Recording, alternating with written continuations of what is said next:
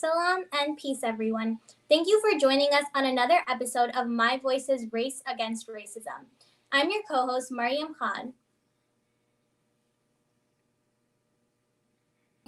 A discussion on how we have normalized racism with Garrison Gillard, who is joining us from Minnesota. Garrison is a basketball coach and a businessman, and he's here to help us talk about how we have normalized racism. How are you doing, Garrison? I'm doing good. Thank you for having me. Yeah, of course. So, what has your experience being in Minnesota, where the heart of all of this is going on right now? How has that been? Absolutely. So, right outside the cities, I only live about 10, 15 minutes away from where everything really happened. A word I can use would just be, it's powerful. The city is really hurt. Everybody really has a heavy heart. But what I can say is, you can see the community really coming together. People are, donating supplies, food. You can see all the different cultures and races coming together, protesting and coming together to, let this be known that police brutality and the racism is just, it needs to get changed. Yeah. How have the police been in the area? Because I've seen various different videos. I mean, some videos you see where the police are complying with the protesters, others it's just getting worse. How has your experience been? Personally, I've been okay with the protesting and everything like that. But I would say it's been going both ways as far as some of the police are complying, and then there's other times where, they're attacking the protesters and, stirring some things up. There's been tear gas, shooting rubber bullets. Just, it's kind of calming down now, but, it was a mess there for a while. So, I mean, it's kind of up and down. You did mention that you went to a protest. What was that like? So yesterday I went to George Floyd's memorial. The word I could really use again is just powerful, just to see the community gather together and really show the support for the Black community and just in general, just a person that was unjustly basically got his life taken away. Yeah. So let's just get right into the discussion. One of the first things I wanted to ask you, because we are talking about racism and kind of how some people have this underlying racism. It's not always very blatant and out there. So what do you think about people who say things like, we're also minorities. People who are not from the Black community who claim that, we're also minorities. We go through injustices as well. Why don't we have a movement? Or why do we have to support Black Lives Matter? Because we're also oppressed and we also go. What do you think about that? My personal view on that would be, Black men and women, they've been kind of held down for the past, hundreds of years. Been brought over to America, and really nothing really has changed. Everything, it's changed a little bit as far as people are more secretive on how, they're going to do racism or treat people a certain way. As far as the minorities, other minorities, I can understand where they're coming from, but what I would say is the Black Lives Matter movement, it's not just for Black lives. It's just, this is our time. And if our lives matter, everybody's life should matter in general. Mhm. But the Black Lives Matter movement, it doesn't say only Black Lives Matter. That's one thing I would like to talk about. It doesn't say only Black Lives Matter. It's just the movement is Black Lives Matter. Just because we've been oppressed and, our voices, it's time to step up and try to make a change. Yeah. I think people have to understand that they were oppressed, but we're being oppressed right now, and that's where the focus is on Black lives. So, yeah. Yes, the Black community, Black men and women, we're targeted in a certain way. We're looked upon a little differently, views. We're treated different, whether it's in the schooling system, in the office, the business field, and then, obviously with police brutality and everything like that. There's definitely times that I've been targeted with police. Nothing too major, but definitely racial profiling. Yeah. You also were mentioning that you travel a lot for basketball and stuff like that. Have you seen a difference in the way you've been treated, in other countries and, with traveling and with your basketball career? Absolutely. So I've been to France a few times. Shout out to Frenchie Associate. But when I go to the other countries, Belgium and Switzerland, things like that, kind of viewed as like a celebrity out there. They're thankful to have me out there. It's a little bit different here in America. I can be targeted. I can be looked upon as a threat. Just because of my skin color. So I mean, it's just a different. I'm in my homeland, and then I'm looked upon as, I might be a threat. And then when I'm in a different country, they're welcoming and, excited to have me there. Wow, that's really surprising. So what do you think is the impact of jokes that people say aren't racist? I would say the impact, I grew up in public school and private school. I've seen it firsthand, me personally and to other people, but I would say just those jokes that people make, that they think they might be funny or harmless. They nag at people. They start thinking about, this is me. I can't really do much. This is how I was born, So for an example, I was at a private school and there was this black girl and all of her friends were white, and they just all the time talked about how she's so loud or her lips are big and, just little things like that. They think it's just harmless, but I would say over time it's going to feed into you and you're going to feel those effects. And as someone, who has been through this, you were just explaining, do you think that, like, being a Black person, do you have to just, like, laugh it off or, like, act like it's nothing, otherwise you're considered, like, overly sensitive or that you care too much about something? Do you think, like, you are forced to kind of play along with the jokes? I personally, I just really never had the time for that to be a joke. I would address it firsthand, not in a rude way, but I'll just let them know, that's not right. Each and every one of us were perfectly and beautifully made by God. So, I mean, there's just no place for that to make fun of somebody just because of the way they're born. So, I mean, I always tackle that head on, let them know, that's not that funny to me.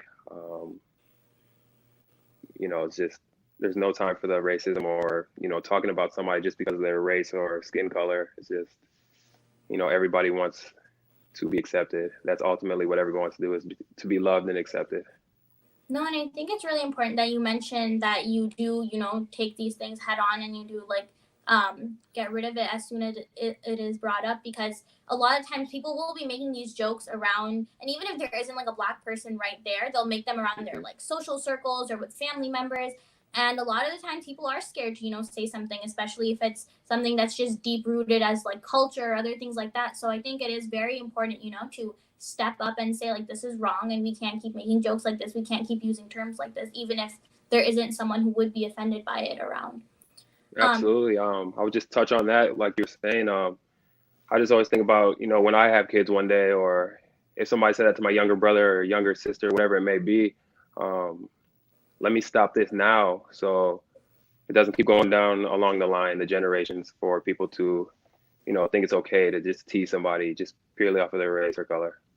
Yeah, because a lot of times people hear this in their households, or they hear it from, like, their parents, and they think it's okay. And then, if you don't get rid of it right then it keeps going on, like you were saying. Yep, it's gonna nag on you. Yeah. What do you think about the school system? Because I know you're mentioning the incident that happened at a private school, but I know in our schools here in New Jersey, we have a curriculum where we do go over the portion of history where at the beginning of the formation of America, there was slavery and all of that. And so a lot of the times I don't think it's addressed properly here. And so it's always shown that Black people are inferior and they were always treated poorly. And so they're still treated poorly. There's never a show of these are empowered Black people or these are successful Black people. So do you think, like, and I'm sure you've seen a lot over the course of your school years and even now. So do you think schools do justice, to teaching children about Black history? Before I get into the Black history, I'd just like to raise a stat from Minnesota. In 2019, Minnesota had the lowest percentage of Black students to graduate at 64.8%, compared to the national average of Black students graduating at 77.8%. So we have one of the worst public school curriculums for Black Americans. To touch base on what you said, I would say there definitely needs to be a different type of curriculum they're teaching to show the empowered, Black Americans that, that they made it to the top or they're doing positive things. Like you said, they just kind of teach you about the struggle and, the misfortune that Black people had to go through. I would definitely say they should change the curriculum a little bit and, make sure we are praising the Black Americans that, rose from the mud, the things that people were trying to hold them down. Yeah, I think they need to highlight the Black people who have done great things for our community and for other communities around the world. And I think one way that can happen is by hiring teachers who are willing to teach a proper curriculum. Absolutely. I personally, I don't think maybe.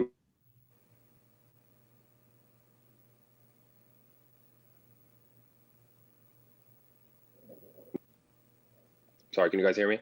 No, sorry. Can you repeat I think that? it's okay now. Yeah, but could you repeat what you just said? I've only had, yeah, absolutely. I've had only one or two Black teachers in my whole time being in school. Just with that, you don't necessarily have to have a Black teacher, but it's going to be more from the heart. It's going to be, that's their roots. They might be able to teach it a little bit better. And maybe one day they'll change and we can, change the curriculum. I think everything going on now, I think our generation is really making that move for the change as far as treating people fairly, no matter their race. Yeah. I think what you were saying about teachers, it makes a big difference if a teacher is passionate about what they're talking about and they do want to say what is right, because a lot of times some teachers will just go by whatever's in the textbook, and that's all sometimes very misleading. And so I think it's important, for teachers themselves to be informed and say things in the right way, just so that, because I know at our school we've had a couple of incidents of like terrible racism. And at some point you need to sit and think and be like, where is this coming from? Like, it's one thing if it's from the household, but then this person is around people of the Black community. So it's not like they're just isolated. They are exposed to this and they still are able to do this. And so then I think it comes back to that, like, where were they taught this? And I think the school plays a big role in doing that. Absolutely.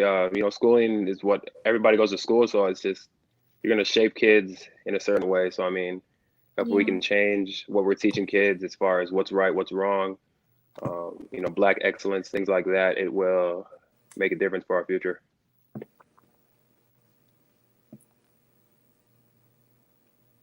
What do you think about implicit biases? Because I know a lot of times in other cultures, there is this bias where, people of the Black community are uneducated, or people in the Black community, they put themselves in this situation, things like that. People have those statements and they kind of justify their unwantedness to be around the Black community with those statements and things like that. And I think people don't realize that there's like a systemic oppression that's there. And it's not just like, that this just happened overnight and people didn't want to work hard, like there's a reason behind it. So how do you think is the best way to go about, explaining to people that there's a reason why this is going on? This didn't just happen because people wanted this to happen. Absolutely. I would say as far as implicit biases, something that jumps out to me would be like systematic racism. This is going to be, you're going to find this in schools, offices, different businesses, the court systems, with the police.